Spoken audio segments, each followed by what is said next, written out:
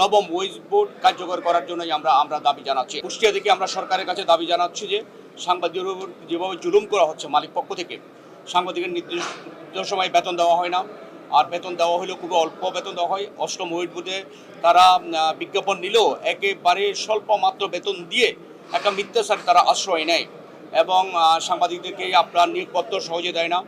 6 মাসের মধ্যে চাকরি কনফার্ম করার কথা বলা হলেও সেটা তারা করেন না, যাতে করে যে কোনো মুহূর্তে আপনার বিদায় করে দেওয়া যায়, দেওয়া পারা না দিয়ে। তো এই অবস্থায় আমরা মনে করি যে সরকার যে আপনার সাংবাদিকদের সুরক্ষা আইন অথবা সাংবাদিকতার সুরক্ষার জন্য যে আইন করতেছেন, অধিকার সুরক্ষা যে আইন করতেছেন, সেখানে এই বিষয়গুলো তারা অবশ্যই রাখবেন, যাতে সাংবাদিকদের উপর যে শোষণ বঞ্চনা চলছে সেটা হয়। আর নবম ওয়েজ বোর্ডের ব্যাপারে আমরা মনে করি যে নবম ওয়েজ বোর্ড অত্যন্ত সময় থাকে, এটা কিন্তু আরও আগে হওয়ার কথা ছিল, নানা টালবাহানা করে এটা ঘুরাচ্ছে।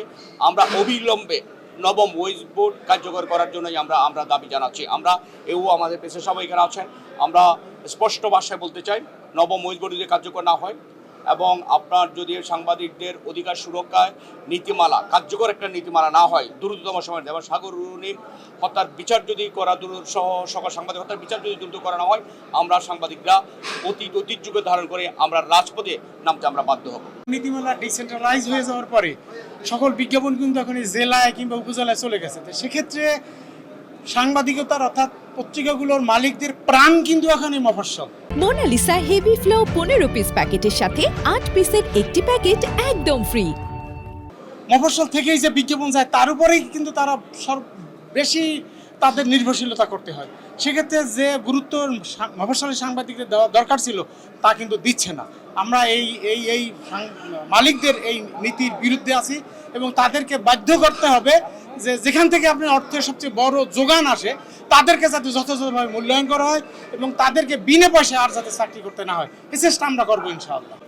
আমরা তো আসলে ঢাকায় এগুলো যদি মফস্বলে কিছু কোথাও কোনো সাংবাদিকের উপরে কোনো ঘটনা ঘটে সঙ্গে সঙ্গে কিন্তু আমরা প্রথম দিকে বিবৃতি দেই এবং পরে রাজপথে আন্দোলন করি।